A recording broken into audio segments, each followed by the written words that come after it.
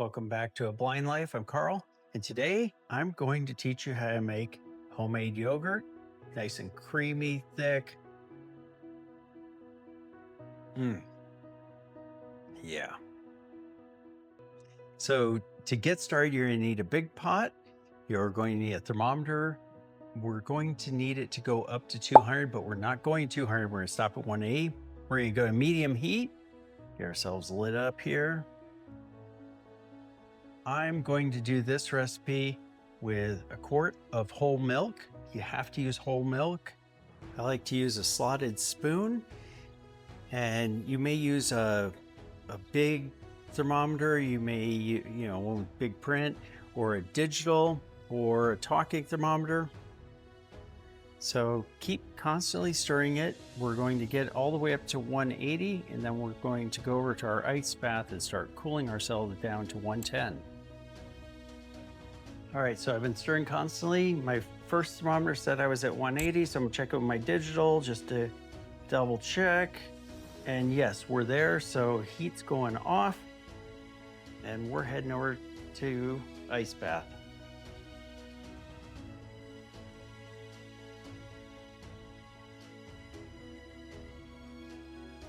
All right, time for the ice bath.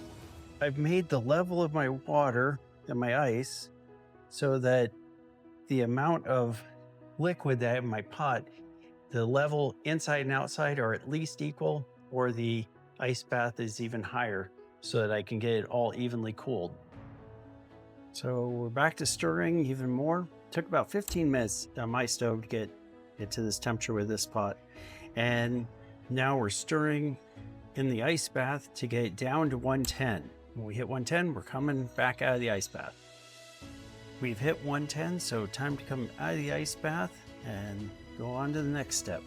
So I've already got half a cup of yogurt that I already made, or you could have bought some yogurt, but if you buy it, get the real stuff, not the stuff with fruit and all that.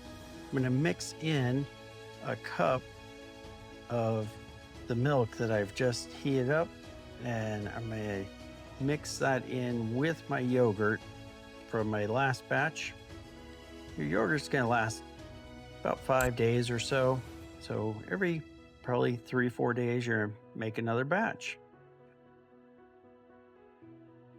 Now that we've mixed in some of the warm milk with our previously made yogurt, time to mix it back in to our batch of the warmed whole milk. Now I'm going to fill up my small mason jars. It really is helpful for me to use a funnel. For those of you with great sight and good kitchen skills, you may be able to freehand it, but that's not me. We're getting to the final step. I'm going to be setting these in my Instant Pot, and we're going to be going on to the yogurt setting.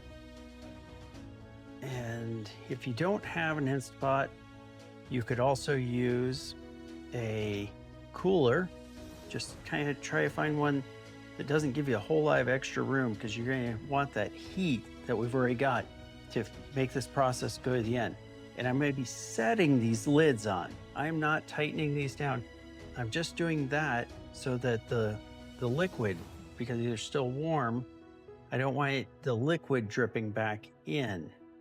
So I'm just going to set those on.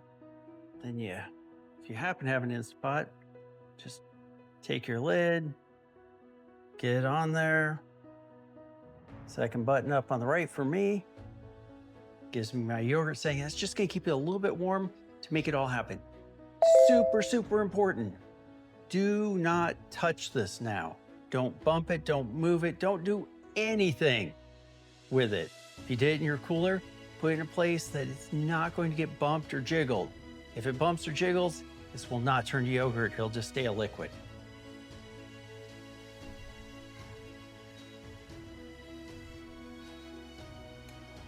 Forgot to mention, if you don't have an Instant Pot, you don't want to go the cooler method, an even easier way than the cooler is just stick it in your oven. And you're gonna set your jars into your oven on a cookie sheet.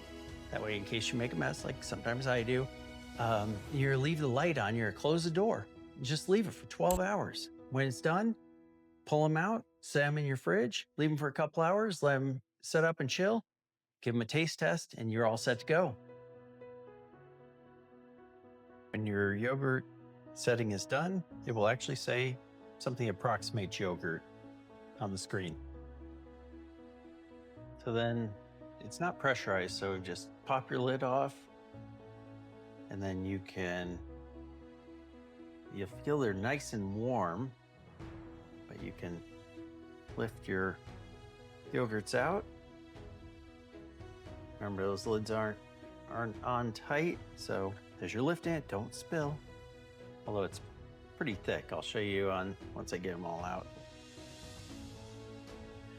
So it's all pretty thick. It'll set up a little bit more when we stick it in the fridge. You can eat it right away, or you can wait till it's chilled, wherever you want. So once it's chilled, it gets really nice and thick, super creamy. A little bit of tang. The tang builds each day. So if you like it a little tangier, wait a day or two, then you'll get that yogurt tang.